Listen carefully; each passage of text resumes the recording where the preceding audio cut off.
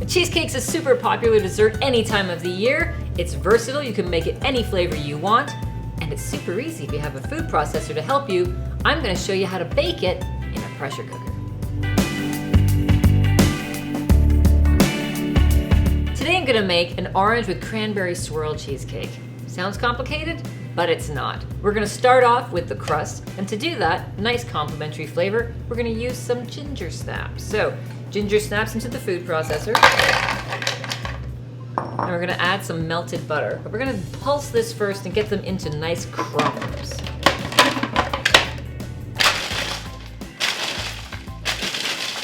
We're using ginger snaps today because that flavor of the ginger is going to be so nice with the orange and the cranberry, but you could use graham crackers or vanilla wafers, whatever you like. To this, I'm going to add some melted butter. That's going to help all the crumbs stick together to form our cookie crumb crust. I'm going to pulse it one more time.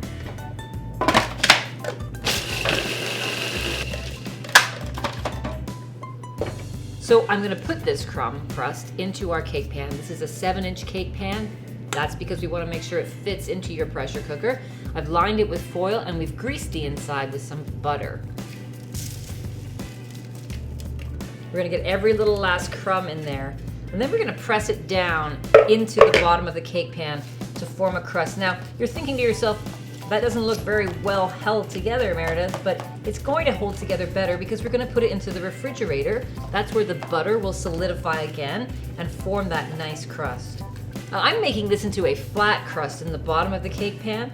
If you prefer, you could actually have it come up the sides a little bit, but it's much easier just to go flat, straight down, one layer of crust on the bottom of your cheesecake. Press it down firmly, and then we're going to pop this into the fridge where that butter is going to solidify and get this into a nice solid layer. This is going to sit in the fridge while we make the rest of the cheesecake. So since we're making an orange cranberry swirl cheesecake, the first thing we're going to make is the cranberry swirl part.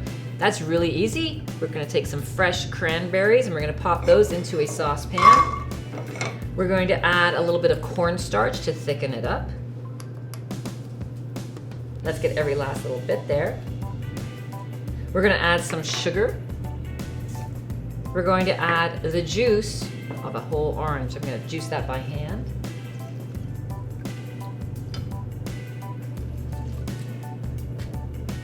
And a little bit of water.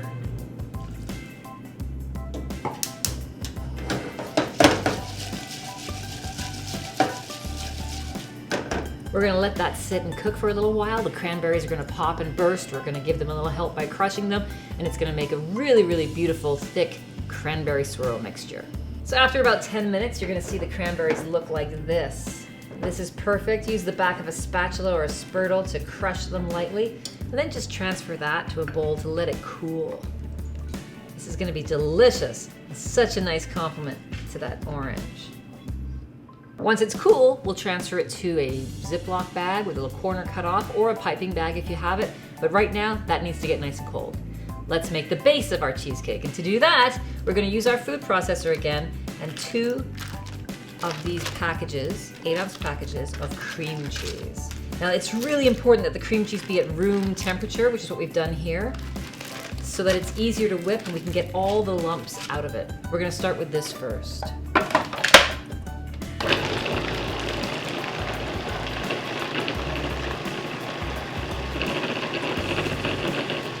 So much easier if that cream cheese is room temperature. Now we can go ahead and wipe that down and add the sugar.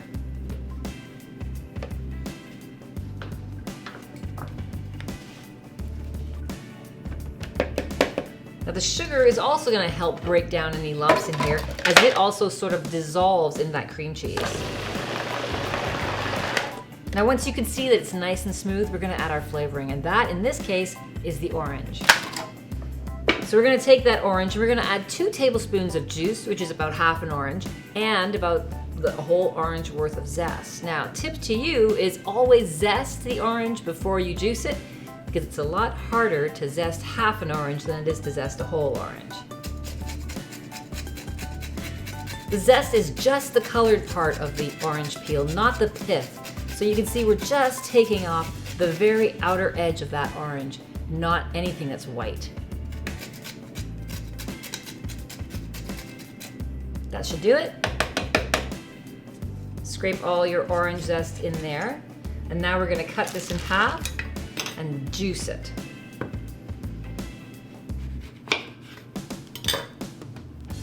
In goes the juice. Doesn't have to be a perfect measurement, but about 2 tablespoons, and that's about half an orange. Okay, now we're gonna spin it around again in this food processor to get it nice and blended. Scrape it down, and then one more buzz. This is already smelling delicious. It looks fantastic because of the little chunks of orange zest in there. The cranberry swirl is gonna make it just perfect. Now the one thing that we don't want to have happen with a cheesecake is we don't want it to crack and have a big crevice through the middle of it. So to do that, what we're gonna do is be very careful about how we add our eggs. Once we add the eggs, then the cheesecake batter has the potential to hold air inside. We don't want that because when it goes into the oven, that air will find a way out, and that's how you form the crack. By adding the eggs only briefly and mixing only briefly afterwards, by using a pressure cooker to bake it, we're gonna really reduce our chances of having any cracks in the surface. Okay, so 1 egg at a time. And then we're gonna buzz it around, but only briefly. Next egg.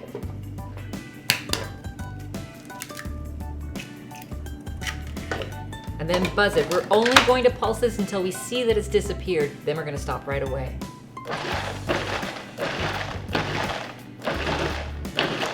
Wipe it down. And I'm really scraping the bottom of the processor here because this is the last time I'm gonna buzz it. I wanna make sure there are no lumps anywhere.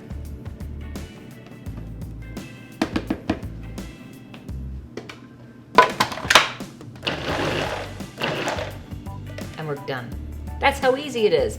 Now we have to just put all of these components together, and we're gonna do that right away. Now we've got all our components ready. We've got our cranberry swirl mixture cooled and put into a Ziploc bag. We've got our base of our orange cheesecake, and we have our chilled crust. So first things first, we're gonna transfer some of our batter, not all, half of the batter, to our cheesecake pan.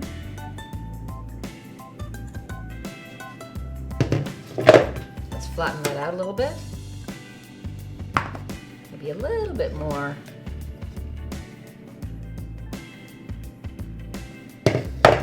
Flatten that out. Now we're gonna take our cranberry swirl in a Ziploc bag. We're gonna twist it at the top so that it can't come backwards towards my hand. And I'm gonna cut off just a snip of the corner. I'm gonna use my right hand to do that. Now we're gonna make some lines in this cheesecake batter.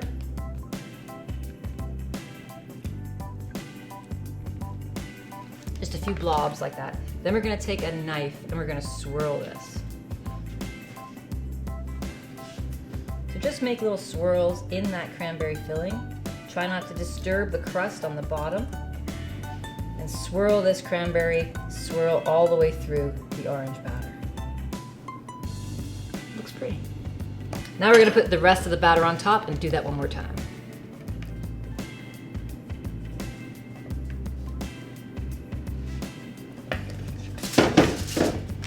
So a little more of our cranberry swirl. Remember, don't worry if it doesn't come out perfectly. We're gonna swirl this all in. We just wanna make sure there are nice enough gaps between the swirl and the cheesecake there. So swirl it with the back of a knife. You could use a skewer if you want to.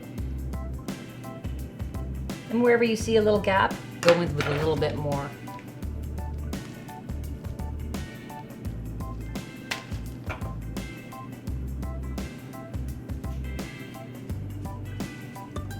Perfect. Now we have to wrap this up. It's already wrapped in aluminum foil, but we're gonna put a little more aluminum foil on top. This is because when you're cooking it in a pressure cooker, you wanna make sure the water doesn't come on top of the cheesecake.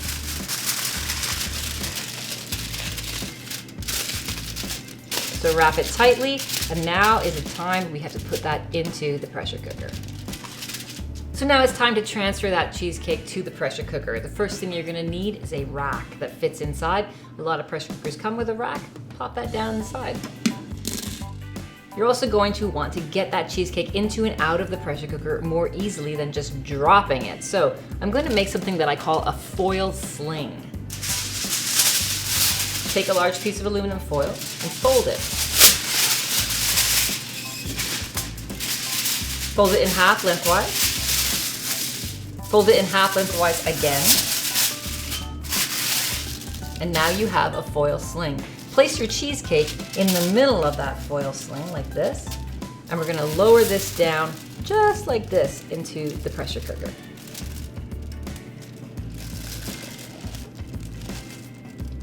Now we know it fits perfectly. We're gonna take that out and we're gonna add 2 cups of water. That's gonna sit in the bottom of the pressure cooker, and the cake pan should also be sitting in that water. Lower that down, and then just tuck those foil ends over so you can grab them on the way back out. Pop the lid on.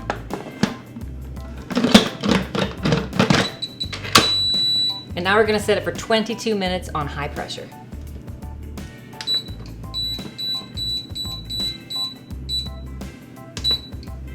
Make sure that exhaust valve is in the airtight position, and then you just wait. We're gonna let that cheesecake cook in there for 22 minutes. Then we're gonna turn the cooker off and let the pressure drop naturally, leaving the cheesecake inside for at least an hour. You can even go a little longer if you like.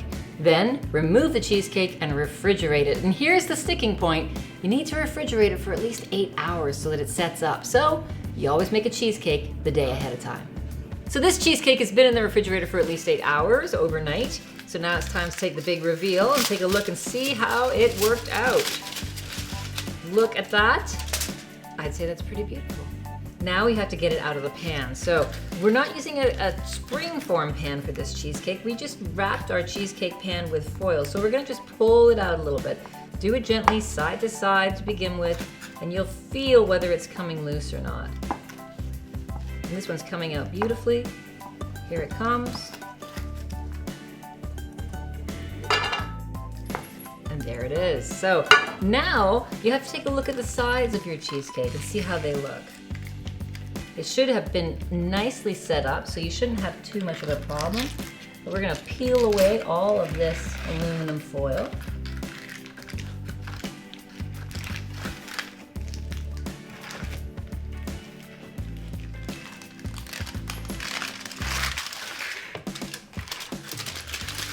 And now we have the option to smooth the sides of this cheesecake using a hot offset spatula or a butter knife if you have that.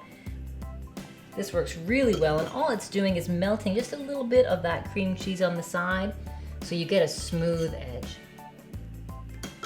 Now, best part of all, we get to cut a slice and we get to try it and give it to our friends, serve it at our holiday dinners, and here we go. Now with the cheesecake, you're always gonna have some mess on there, so dip that back into the hot water before you make your second slice.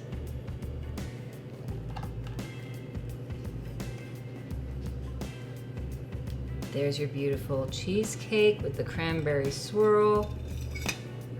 All you need now is a little peace and quiet, a little fork, and a little time to enjoy it.